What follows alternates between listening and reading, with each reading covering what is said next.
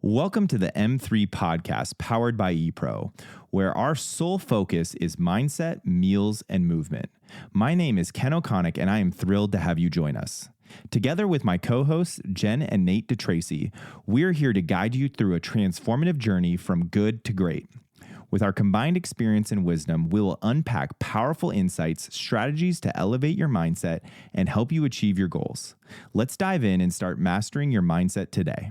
We're back with another episode here at the ePro podcast with Nate DeTracy and myself, Ken Okonek, and we are excited to talk about the mindset of success. And I keep it as that simple because I know success is a hairy conversation, right? There's a lot of different perceptions of it, what it is. Some people think it's the Lambos and nice houses and flying private, and other people might think it to be different. And so what are some of the things that you see as a component in the mindset of people you know that are successful in life, Nate?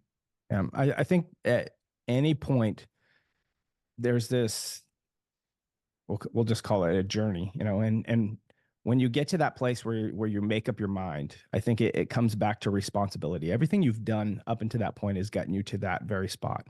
And I think a lot of times just in life, we've been trained to point fingers at everybody else. And when you start to take responsibility for who you are, the actions you have, and the outcomes that those create, I think it starts to change everything. And so I think that's a common thread that probably isn't talked about a lot, but it's just taking that responsibility.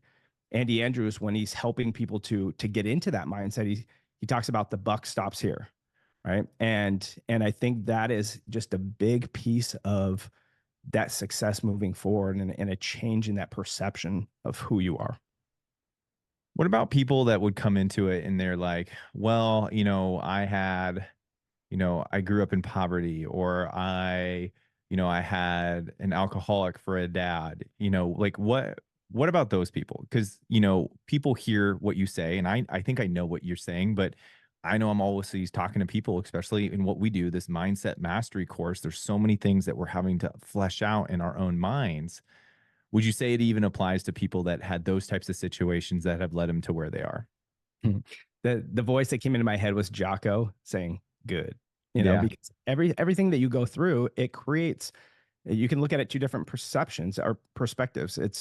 It can either create a superpower because you've been through it and you decided to conquer that, right? Or it becomes a crutch and forever you lean on that crutch. And so anytime somebody says to me, this is what I've been through, their story isn't better or worse than my story. Their struggles are not better or worse than my struggles or any of ours, right? We all only know what we've been through. But when you can think about utilizing those things and harnessing those things, not only to make you stronger, but to create connection, that's the most powerful tool you have. Like there's nobody that's successful that hasn't been through a lot of crap. The ones that have been through a lot of crap are the ones that are weathered, and those are the strong ones. Mm-hmm. And I think it's important too, because I agree with that. I think I've said it, and I've shared it on our pod or other podcasts before, but I think of the stories of the two brothers, right? You have one brother that is an alcoholic and homeless, and then you have the other brother that is a successful businessman. And you ask each brother, why are you who you are? And he's like, my father is the same reason, yet two different outcomes. And are you choosing because your father was alcoholic? I'm not saying my dad was alcoholic. He's not. But are you choosing the situation to blame it? Or like you're saying, are you choosing it to take responsibility for it and help it define in who you become? And you get to choose. That's the exciting part in this, is you get to choose how you react or respond to those situations. And I know for me personally, I did have some hard things in my life grew up. I did not grow up well off like other people I knew and grew up around, especially close friends. Mm-hmm. And I, for a long time, allowed me to blame those reasons why I wasn't where I wanted to be or where they wanted to be. But then the minute I started just taking ownership, and I'm saying like Jocko Willink, take ownership, like take ownership for the things that you shouldn't even own, but you own them anyways, because then you're at least in control. Mm-hmm. Mm-hmm. Because when you're in control, even when you're like, yeah, okay, good example is, parked my truck in a bad area of town to go to this work meeting, and my truck gets keyed from front to back. Could I have blamed the homeless person? Could I have got upset and frustrated that they did that to me? I didn't have any fault in that. I didn't have any, but I chose to be responsible, that I chose to park in that area, or I chose to have the meeting at that time, or any other many things that just gave me the ownership to be okay with that situation versus blaming it on something I couldn't control and then forever having that fester in my own mind. Mm-hmm. And we have those options every single day. But I think, to your point, sometimes people aren't taking responsibility. They're maybe choosing the option of blame. Yeah. I also think Malcolm Gladwell talks about a bell curve, and where we could, if we're talking about like how you grew up, and here's the reality is there's always exceptions. Yep. But he said that on average, I think it's a very high percentage. Wealth from one generation to the next generation usually isn't passed. I think it's 70% of the time it doesn't pass to the second generation. It's like 90 something percent of the time that it doesn't to the second generation. Why is that? Because they had it too easy. They didn't have to struggle, right? And so when you're given something constantly, and so it's almost a gift when you have to struggle, because it creates you to discover, or allows you to discover yourself. Otherwise you wouldn't, because it just comes too easy. And human nature is, when you have to dig deep, things come out, things blossom, right? And you even think about the seed. The seed is buried, like from one perception, the seed is buried in the ground. From the other one, it's planted, Mm-hmm. right? And it allows it to have that nutrition and fight through that and eventually grow up. And so, again, anybody that's out there and you're struggling right now, of course, we want you to get out of that. But sometimes it's good to sit in that and say, okay, why am I planted here? What do I need to learn from this? And who am I going to connect to because of this situation that I have to go through? Dave Ramsey said that, and he quoted statistics, and I don't have them here for you today, but 90% of all millionaires and up inherited all but $0 Mm-hmm. of what they've earned. Right. And so, to your point, is like, most of it isn't, passed down. Most of it is earned. And to that point, they haven't probably done the best for their future generations.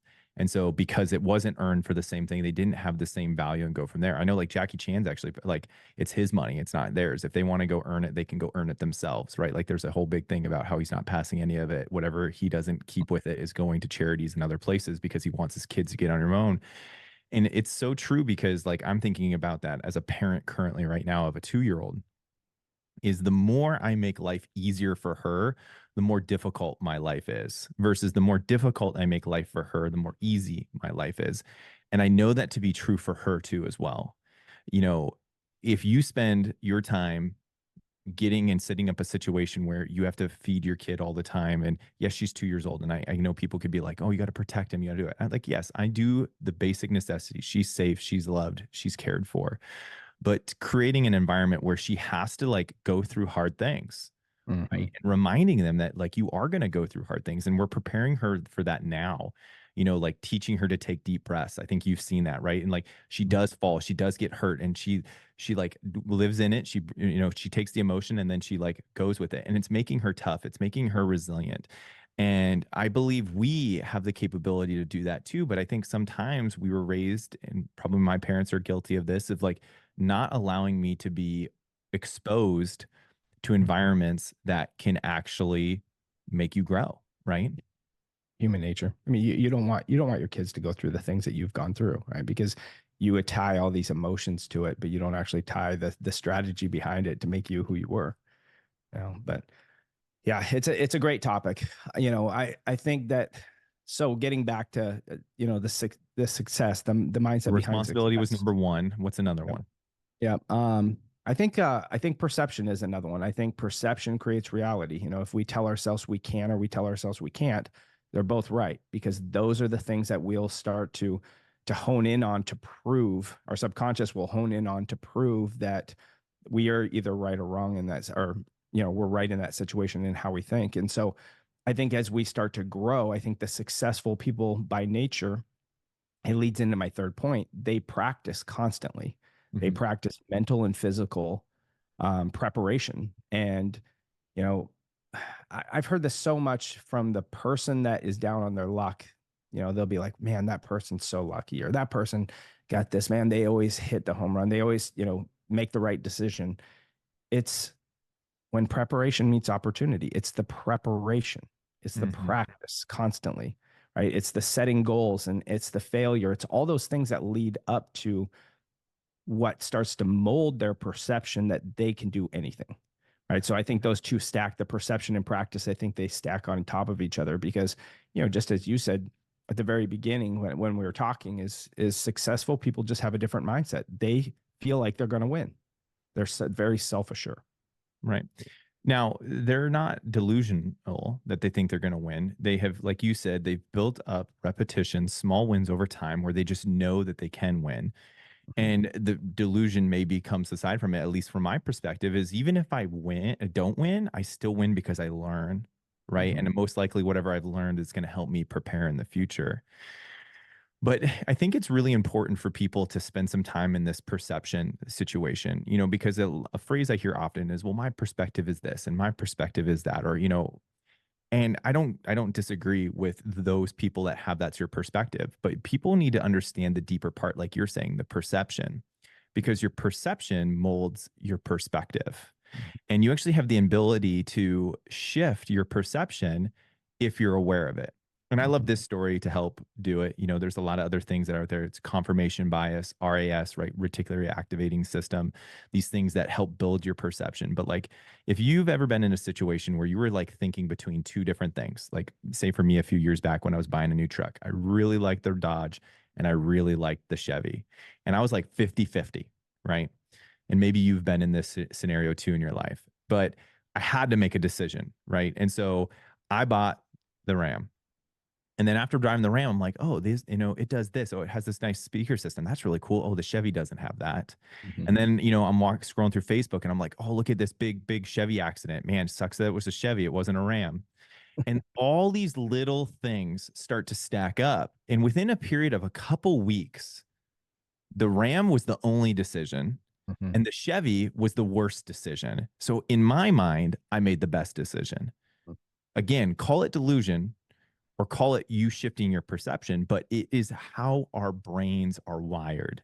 Yeah. And so you seek the things that you want to see to form your perception, which then builds your perspective on things. And so if you understand these principles, you can start to trick your own perception to give you assurance Mhm. to win. Mhm. But if you're not aware of those things or paying attention to those things, then you might be have some of the odds stacked against you. Yeah. And think of it like momentum. Your brain is going to push you in whatever direction you've trained it to think and to operate.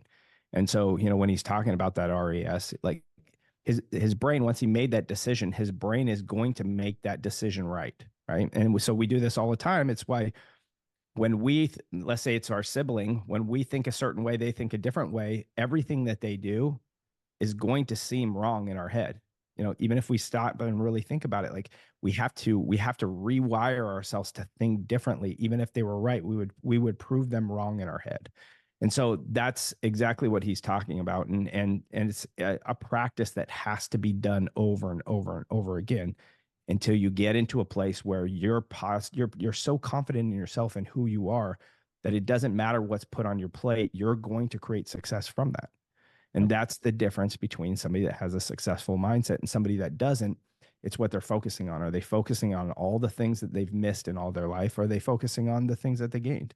And in sports, I love baseball. I love that analogy because a baseball player does not get up and hit it that often. Mm-hmm. Three out of 10 times, and they're in the Hall of Fame. And so think about those 7 times, and the average person, if they got up and they missed 7 times, they struck out 7 times, but 3 of those times they got a hit, might not even be a home run. That is what the difference is in your focus. The successful people will focus on the 3, the unsuccessful will focus on the 7. And that I think is very true in life. I think if you talk to any millionaire, any billionaire, they've lost more than they've won, but because they kept going, they eventually hit that home run, right? And that's what everybody sees is they see that in the light when they had to do all those they had to strike out and miss and fail all those times in the dark. And people need to understand they could lose, small 7 times and then win big, huge once, and it could outweigh all the small, right? And so that should give you the permission to go out and try, because that's the problem I think that most people, and it really plays into that third point you're talking about, like the discipline, right, to do it over and over again is that, people try once and fail and they're like, "Oh, I tried it, it didn't work." Mhm, But they got to keep trying, mhm, because you always learn. That's the cool benefit about it is that you're always learning if you're paying attention to it and looking to learn. Because that's the thing that I think, and at least it was for me, is if you're a young professional, like I would consider myself, and Nate is too, is you at a certain point maybe didn't like learning as much as you do now. I know it is for me. I love learning now. I love learning new things. I like challenging myself to do new things. But, from a period of like 18 to like 27, learning wasn't a fun thing to do because it was so ingrained into you in the wrong way through the education, system. And I'm not here to dog on education, but I'm just saying like most people aren't designed to learn that way, right? mhm, And so once you learn that learning is fun, or that maybe everything is a little figure it outable. I love that phrase, like just knowing that I guess I can figure it out. And you mhm, start to get wins, right? And then you start to get belief. And then those wins equal to belief, which equals confidence, right? And then you have a stack of undeniable wins that make you confident. And then you can do it without preparation. You can do it without, having to think about it, because you've done this over and over and over and over again, that no matter what the next situation that you might not have all the skills or abilities, you've built this, confirmation bias that you can win. And I mhm. think that's the important part in that is the consistency part to develop the wins so you can be confident. Good. Awesome.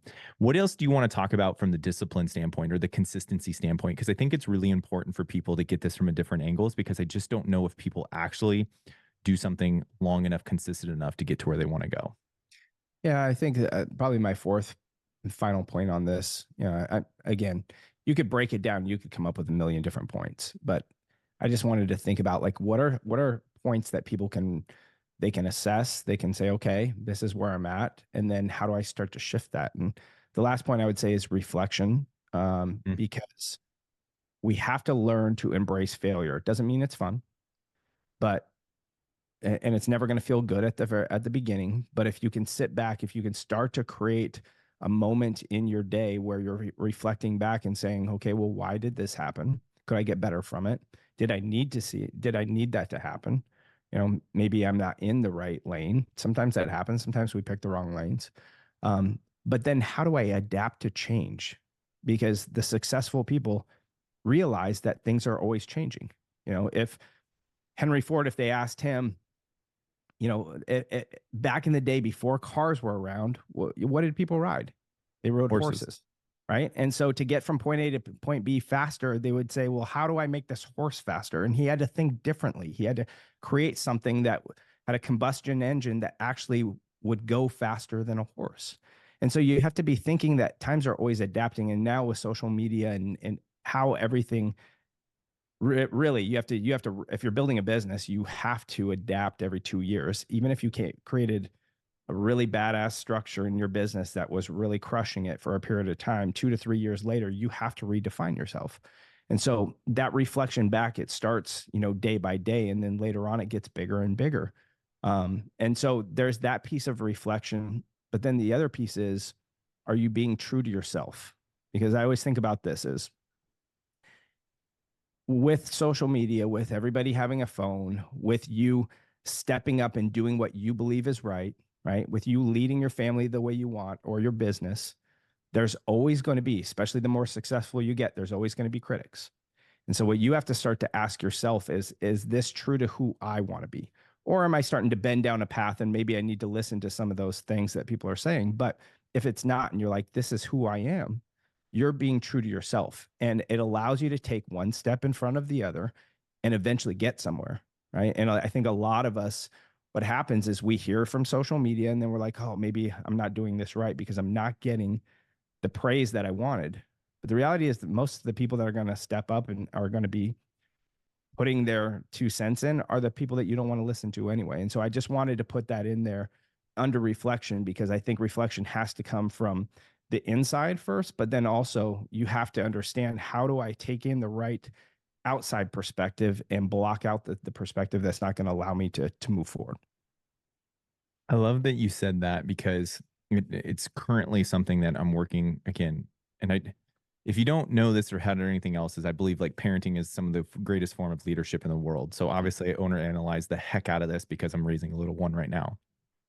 But like, I've really tried to work on how I embrace the things that she's excited about, because I think of the typical situation, right? She's starting to draw a lot and she's like giving gifts. Like she's like, Daddy, I drew this for you. And it's just the sweetest little thing.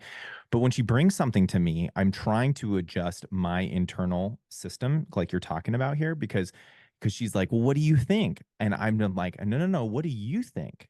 Mm-hmm. Because I don't want her to seek praise of others Mm-hmm. because that's my like Very something good. I heard in what you is like I have actually really gotten to a very small circle of people that I actually probably will even take criticism or praise Mm-hmm. because I don't want to ever get too high on my own supply.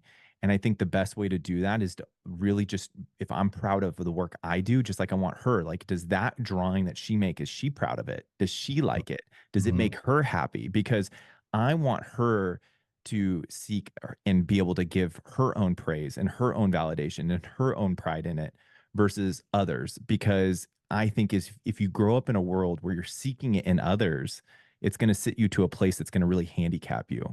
Mm-hmm. Because if you can find praise in yourself or you can find validation in yourself, I think you're going to get a lot further because you're not going to be so hamstrung by those that are around you.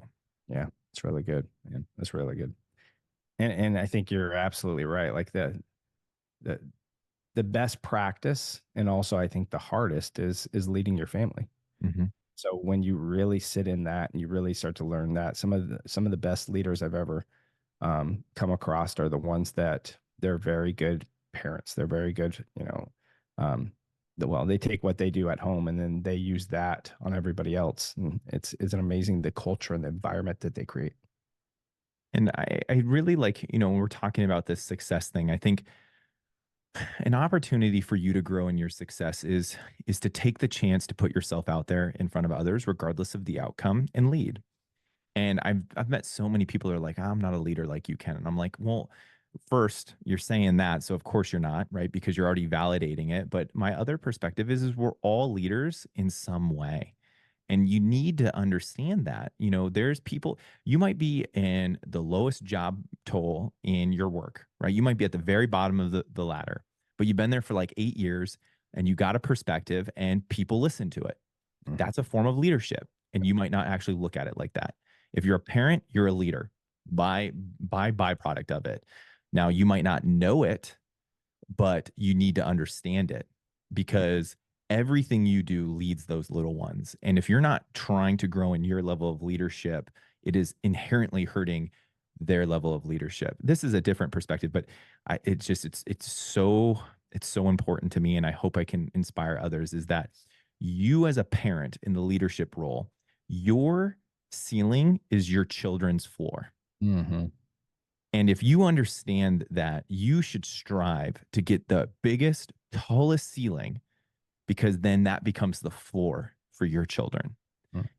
in good and bad things, right? So understand that because we all have good and we all have, our own devils that we fight against and everything. But no matter how you're growing in yourself as your leader to grow in success, like what we're talking about here, if you are a parent, I'm talking to you because that's who I like talking to, is that you need to grow your ceiling because then that's their floor and that's where they get to start at. And it comes at different levels. And I think we're in a society and now where we can really raise that. I think that if I'm grown enough to have great conversations with my dad, right? And my dad, I love my dad to death. He wasn't there a lot. He worked a lot. He provided for his family. I definitely, appreciate that. But I didn't get any time with him. I didn't get anything like that. And to him, he thinks he did a great job. And I would say he has because he's created a successful son, that doesn't rely on him. I do respect him in that. One of the most profound things that he said to me is that, your job as a parent isn't to be your kid's friend. It's to Mhm. prepare them to live in the world without you. And at best, they go off into the world and they don't need you. They don't need the parent. And to that role, he did. But like when you compare it from him to his dad, it was like, you know, I didn't beat my child. Like I got beat. Right. And so again, that floor to ceiling thing is really important for you to understand. If you're a parent and you're hearing this and you don't know if you're a leader, you are a leader, and you need to start to understand that the more that you raise your ceiling and what you're doing and the success, the discipline, the responsibility, your perspective, everything we're talking about, it's going to raise your kids' floor, which then is going to allow them to reach higher ceilings. Yeah. So good.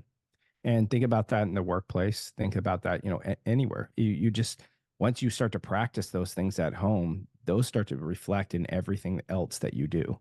And you naturally start to step into areas where you start to lead with it, without a lot of times even realizing it. So, And if anyone needs, anything in our world right now, we need better leadership, right? We need better leadership in parents. We need better leadership in organizations. We need better leadership in our country. And where that starts isn't by pointing our finger back in the beginning, right? Pointing our finger to something else and blaming it. It's taking responsibility. And so you have the opportunity to take responsibility over yourself and refine your disciplines and behaviors and lead yourself in a different way. Because I think you have leadership in your body, right? How do you eat? How do you drink? How do you sleep? Do you take initiative of those and lead by example in those? Or are you a critic of other people? Because that can have an impact on how well you're doing versus someone else as well. good. Awesome. Well, we'll end on a high note, and I hope this was helpful. I know we have a couple exciting ones. I know Jen was on last time, and we're going to be having a really good couple of different ones on processed foods.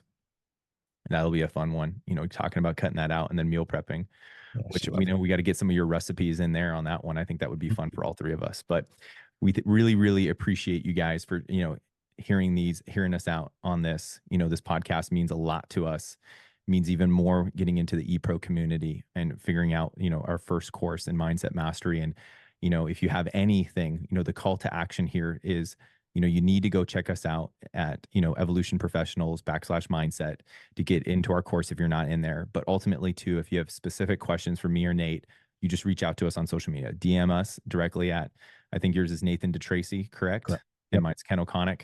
And we're here for anyone and everyone that wants that perspective. We're here to help.